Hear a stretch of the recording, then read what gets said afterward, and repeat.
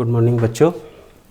पिछले क्लास में हम लोगों ने देखा था सिस्टम ऑफ यूनिट, जिसमें एफपीएस सिस्टम, एमकेएस सिस्टम और सीजीएस सिस्टम हम लोगों ने देख लिया था। तो अब इसमें है एसआई सिस्टम। इसमें बेसिकली क्या है कि इसमें नंबर ऑफ़ फंडामेंटल यूनिट्स को बढ़ा दिया गया है और ये बहुत ही इम्पोर्टेंट सिस्टम है। उसमें तीनों सिस्टम में जो था वो केवल तीन ही फंडामेंटल यूनिट्स कंसीडर किया गया था, लेकिन इसमें टोटल 9 फंडामेंटल यूनिट्स कंसीडर किया गया है। तो चलिए देखते हैं कि एसआई सिस्टम में एसआई सिस्टम अब इसमें कौन कौन फंडामेंटल यूनिट्स है। तो 7 फंडामेंटल फिजिकल क्वांटिटी है, ठीक है, यानी कहिए फंडामेंटल यूनिट्स है, और 2 सप्लीमेंट्री यूनिट्स है। तो उसको लिख रहे हैं। तो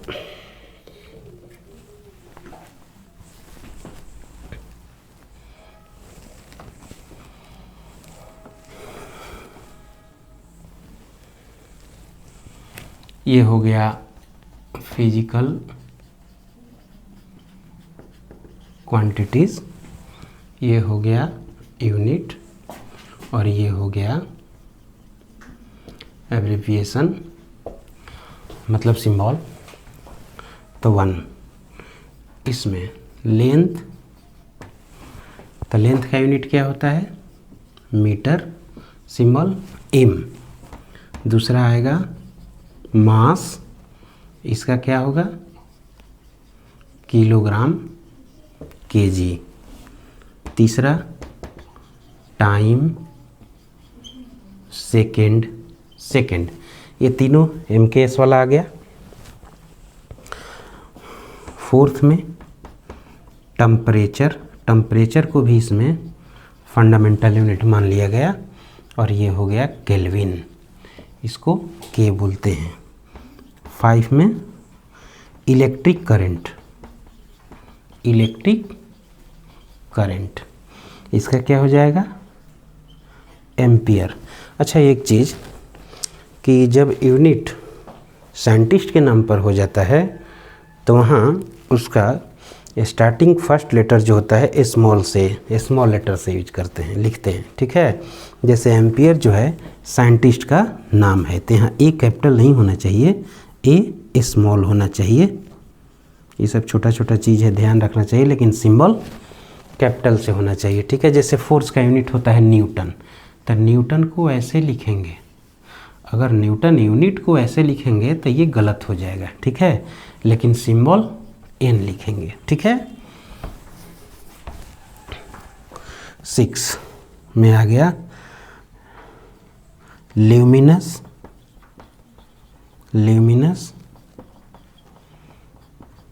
इंटेंसिटी, तो इसका हो जाता है कैंडेला, CD। और 7 में है अमाउंट ऑफ सब्सटेंस, इसको हम लोग कहते हैं मोल। तो ये 7 फंडामेंटल यूनिट्स हो गया। जूनियर क्लास में भी इसको पढ़ना है, इसको याद रख लेना चाहिए, क्योंकि ये सिस्टम बहुत इम्पोर्टेंट है। अब इसमें 2 और यूनिट है, सप्लीमेंट्री यूनिट। पिछले क्लास में मैंने बताया भी था कि सप्लीमेंट्री यूनिट्स उसको कहते हैं जिसका डायमेंशन नहीं होता है। सप्लीमेंट्री यूनिट्स का डायमेंशन नहीं होता है। तो चलिए इसको मैं मिटा रहा हूँ।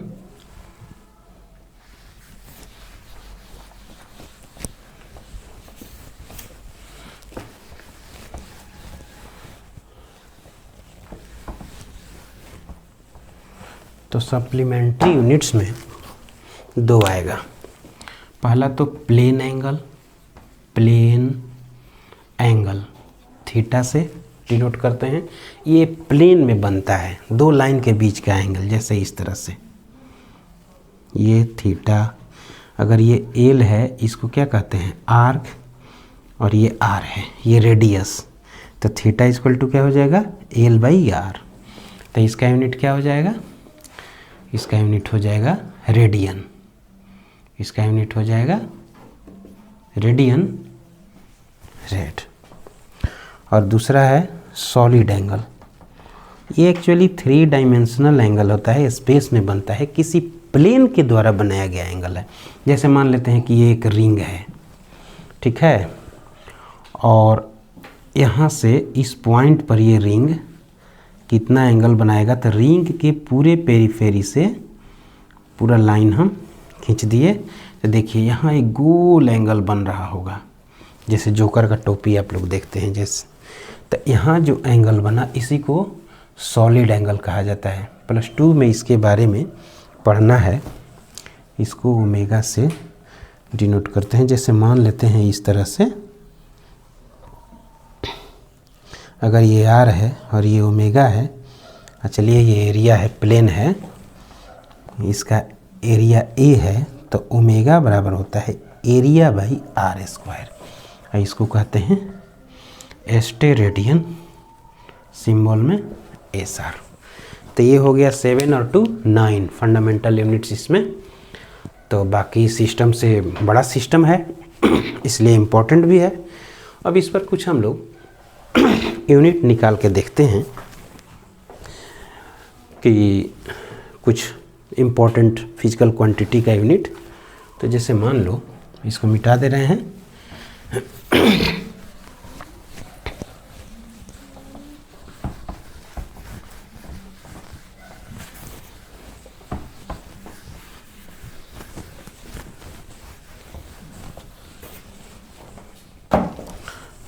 जैसे मान लेते हैं, चलिए अब स्पीड, तो स्पीड का तो यूनिट जानिए रहे हैं, तो इसी तरह लिख देते हैं। और वेलोसिटी, इसका भी यूनिट स्पीड के ही यूनिट के बराबर होता है। अब चलिए थर्ड, एक्सेलरेशन। एक्सेलरेशन इसको हम लोग पढ़ेंगे जब काइनेमेटिक्स पढ़ेंगे, तो ये सब डिटेल में हर फिजिकल क्वांटिटी को पढ़ेंगे, जो क्वांटिटी जिस चैप्टर में आएगा। जैसे एक्सेलरेशन तो काइनेमेटिक्स में ही आ जाएगा। तो यहाँ हम लोग केवल फार्मूला देखेंगे। तो ए बराबर होता है change in velocity by time interval. ये डेल्टा ट्रायंगल जैसा शेप है, ये चेंज को डिनोट करता है। अच्छा, एक चीज़, जैसे वेलोसिटी का क्या होता है यूनिट, मीटर प्रति सेकेंड, तो चेंज इन वेलोसिटी का भी मीटर प्रति सेकेंड ही होगा। जैसे मान लेते हैं, अगर 5 kg में से 3 kg घटा दे तो क्या बचेगा, 2 kg। तो ये क्या हो गया, चेंज इन मास, यानी डेल्टा एम क्या हो गया, 2 kg। तो देखिए यूनिट चेंज नहीं हुआ, यानी चेंज का भी वही यूनिट होगा जो उस फिजिकल क्वांटिटी का होगा। तो इसका अगर ऐसा यूनिट लिखें तो क्या हो जाएगा, वेलोसिटी का मीटर पर सेकेंड बाई सेकेंड, यानी मीटर पर सेकेंड स्क्वायर। अगर इसी तरह CGS यूनिट लिख दें तो क्या हो जाएगा, तो सेंटीमीटर पर सेकेंड स्क्वायर हो जाएगा। CGS में क्या है, लेंथ को सेंटीमीटर मेजर कर देते हैं। फोर्स को F से डिनोट करते हैं। तो F बराबर क्या होता है, मास इनटू एक्सेलरेशन। यहाँ फार्मूला दिया रहेगा प्रॉब्लम में। तो ऐसा यूनिट क्या हो जाएगा, kg मीटर पर सेकेंड स्क्वायर। मास का kg, एक्सेलरेशन का मीटर पर सेकेंड स्क्वायर, और इसी को कहते हैं न्यूटन। यानी SI सिस्टम में फोर्स का यूनिट क्या हो गया, न्यूटन। अगर यहीं CGS यूनिट लिखें, यानी कहने का मतलब कि CGS सिस्टम में यूनिट लिखें, तो kg की जगह क्या हो जाएगा, ग्राम हो जाएगा, मीटर की जगह सेंटीमीटर, और ये सेकंड स्क्वायर हो जाएगा। टाइम का तो सब सेकंड में ही होता है। इसको कहते हैं डाइन, बड़ा भयानक नाम है, लेकिन डायन नहीं, गांव वाली नहीं, डाइन। ये क्या है, डाइन है। यानी CGS सिस्टम में फोर्स का यूनिट क्या होता है, डाइन। अच्छा, अब यहाँ देखते हैं कि न्यूटन डाइन में थोड़ा रिलेशन निकाल के देखते हैं कि एक न्यूटन कितने डाइन के बराबर, एक न्यूटन कितने डाइन के बराबर। तो चलिए 1 न्यूटन को क्या लिख सकते हैं, 1 kg मीटर पर सेकेंड स्क्वायर। तो इसको ऐसे लिख दो 1 kg 1 metre by second square. अब kg को, अब चूँकि CGS में है तो इस पूरे को हम CGS में बदल दे रहे हैं। तो kg को क्या करेंगे, ग्राम कर देंगे, तो 1000 ग्राम। मीटर को 100 सेंटीमीटर बाई सेकेंड स्क्वायर। अब 3 जीरो यहाँ 2 जीरो वहाँ, तो 5 zero. Gram centimetre second square. और ये क्या है जी, ये देखिए यहाँ डाइन, तो इसको तो हम डाइन लिखेंगे, यानी 10⁵ डाइन, यानी 1 न्यूटन बराबर 10⁵ डाइन। बहुत इंपॉर्टेंट है, याद रखना है इसको। तो न्यूटन का ऐसा यूनिट में, फोर्स का यूनिट न्यूटन, CGS में डाइन, 1 न्यूटन बराबर 10⁵ मीन्स 1 लाख डाइन। अच्छा 5 एरिया, एरिया ले लें, तो एरिया बराबर क्या होता है, L गुने B। तो इसका ऐसा यूनिट क्या हो जाएगा, मीटर, मीटर यानी मीटर स्क्वायर। ठीक है, हो जाएगा मीटर स्क्वायर। इसी तरह से और 2-4 फिजिकल क्वांटिटी का देख ले रहे हैं निकाल के, इम्पोर्टेंट। जैसे 6 में मान लेते हैं वॉल्यूम, तो वॉल्यूम बराबर होता है L गुने B गुने H। तो ऐसा यूनिट मीटर, मीटर, मीटर यानी क्या हो जाएगा, मीटर क्यूब। 7 डेंसिटी,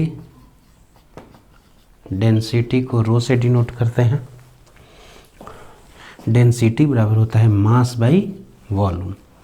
तो इसका ऐसा यूनिट क्या हो जाएगा, इसका ऐसा यूनिट हो जाएगा kg पर मीटर क्यूब। मास का kg या वॉल्यूम का मीटर क्यूब। अब आ जाता है प्रेशर, प्रेशर P, प्रेशर का फार्मूला होता है फोर्स अपॉन एरिया। तो ऐसा यूनिट क्या हो जाएगा, न्यूटन अपॉन मीटर स्क्वायर। अच्छा, इसको पास्कल भी बोलते हैं, ठीक है, PA लिखा जाता है। इस तरह से हो गया। अच्छा, अब 1-2 और देख लें इसी तरह। मान लेते हैं कि मोमेंटम, 9 में मोमेंटम, मोमेंटम का P सिंबल होता है, तब P बराबर mv। तो इसका ऐसा यूनिट क्या हो जाएगा, kg मीटर पर सेकेंड। ठीक है, अब देखिए कुछ यूनिटलेस क्वांटिटी, ऐसा क्वांटिटी जिसका यूनिट नहीं हो, जैसे रेशियो का भी यूनिट नहीं होता है, तो यूनिट लेस क्वांटिटीज। अब जितना रेशियो होगा, जैसे ट्रिग्नोमेट्रिकल रेशियो कहीं बात करें तो क्या हो जाता है, sine theta, cos theta, tan theta, cot theta, sec theta, cosec theta, ये सब का कोई यूनिट नहीं होगा। कुछ कांस्टेंट देख लीजिए, जैसे पाई, इसका भी यूनिट नहीं होगा। लॉग एक्स, इसका भी यूनिट नहीं होगा। e⁻x, इसका भी यूनिट नहीं होगा। और एनी नंबर, एनी नंबर, ये सब क्या होता है, यूनिट लेस होता है। ठीक है, तो अब देखिए यहाँ ये सब यूनिट लेस हो जाता है।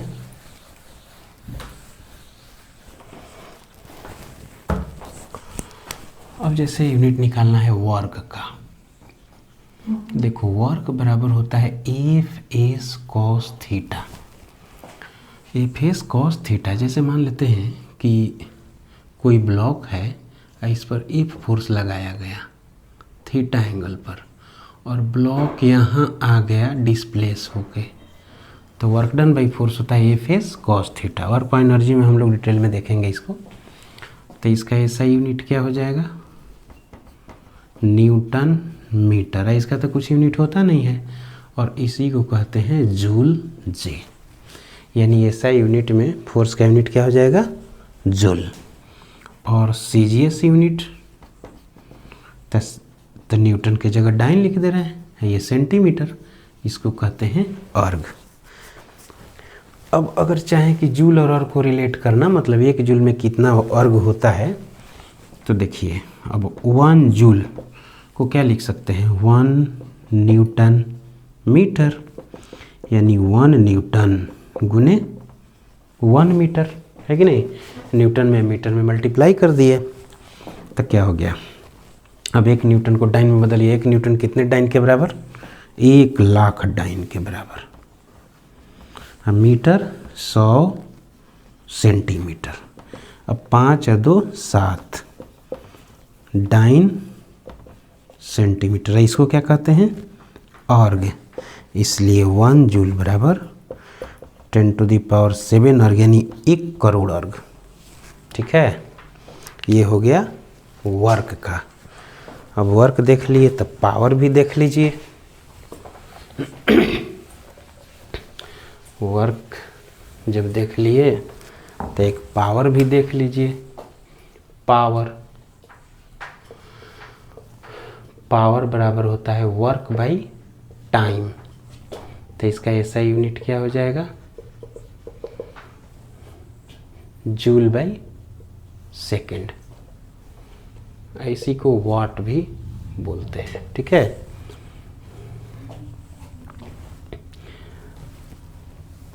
इसी को वाट भी बोलते हैं। अच्छा, पावर को ऐसे भी लिख सकते हैं, मान लेते हैं जूल को भी ऐसे लिख दें, फिर न्यूटन को भी बदल दें, ठीक ना। तो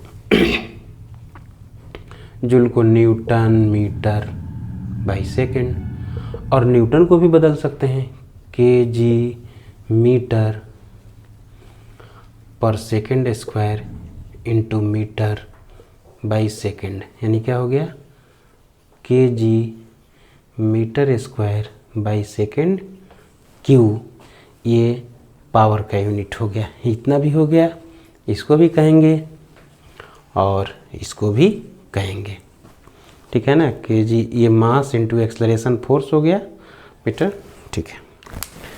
तो इस तरह से हम लोग यूनिट देख लिए। अच्छा, एक जैसे कोई कांस्टेंट का भी यूनिट निकालने के लिए पूछ दे, मान लेते हैं कि ग्रेविटेशनल यूनिट ऑफ जी, तो जी का यूनिट कैसे निकालेंगे, तो आप जानते हैं न्यूटन्स लॉ ऑफ ग्रेविटेशन से 9th में पढ़ना था। तो जी का यहाँ वैल्यू निकाल लीजिए, जी m1 m2 बराबर FR स्क्वायर। तो जी बराबर क्या हो जाएगा, FR square by m1 m2। अब ऐसा यूनिट लिख दें, क्या हो गया, newton metre square by kg square. इसको ऐसे भी लिख सकते हैं, kg के पावर -2। तो इस तरह से हम लोग यूनिट निकालते हैं, ठीक ना। अब एक चीज़ इसमें एक बताए थे प्रॉब्लम कि P बराबर ए न्यू, P बराबर एन यू, जहाँ एन यू क्या होता है, कांस्टेंट होता है।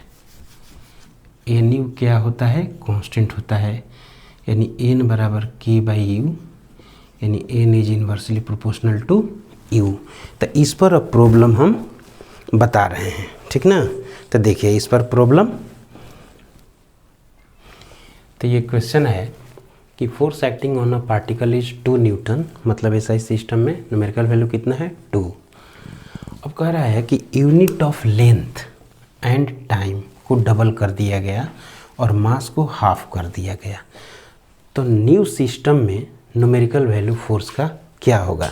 इस तरह का क्वेश्चन कंपटीशन में भी पूछता है, तो ये ध्यान रहना चाहिए। तब देखिए इसको कैसे बनाएंगे। सबसे सिंपल कि देखो अब फोर्स कितना है 2 न्यूटन, तो चलिए इसको ऐसे लिख दे रहा हूँ मैं, kg मीटर पर सेकेंड स्क्वायर।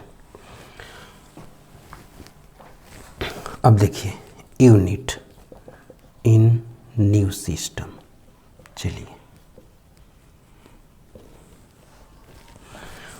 अब न्यू सिस्टम, तो केजी मास है, मास को कितना किया गया हाफ किया गया, सीधे हाफ बैठाइए। लेंथ को डबल किया गया, लेंथ ये है, इसको 2 बैठाइए। और टाइम को भी डबल किया गया, इसको भी 2 बैठाइए। 2 कट गया, यानी क्या आ गया 1/4 टाइम्स। 1/4 आया, मतलब 1/4 टाइम्स हो गया। यूनिट कितना हो गया 1/4, यानी कहने का मतलब कि नया सिस्टम जो बना वो पहले सिस्टम के रिस्पेक्ट में 1/4 हो गया। अब आप जानते हैं कि N is inversely proportional to U, यानी तब न्यूमेरिकल वैल्यू क्या हो जाएगा 4, यानी इसलिए तब न्यूमेरिकल वैल्यू कितना हो जाएगा 4 टाइम्स। न्यूमेरिकल वैल्यू क्या हो जाएगा 4 टाइम्स हो जाएगा, ठीक ना। इसलिए न्यू सिस्टम में, इन न्यू सिस्टम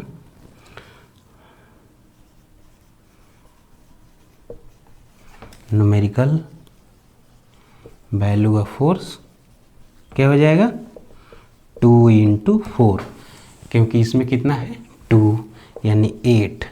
अब यहाँ 8 न्यूटन नहीं होगा, क्योंकि न्यूटन तो पहला न्यू सिस्टम में था, न्यू सिस्टम में, इसलिए ऑप्शन हो गया 8, ठीक है।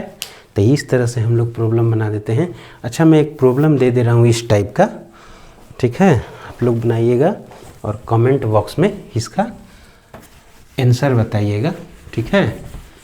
तो जैसे मान लेते हैं कि एक क्वेश्चन है कि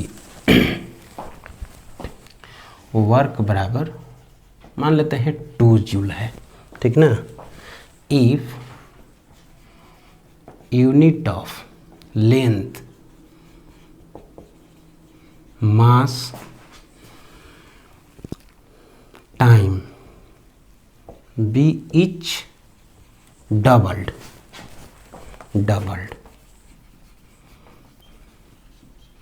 then numerical value of work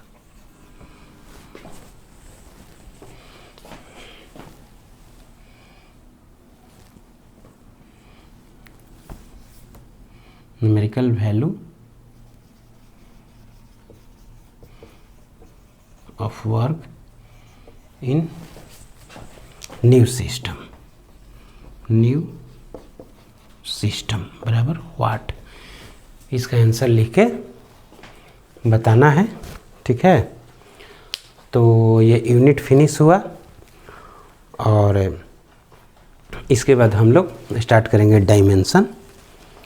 आज के लिए इतना ही, धन्यवाद।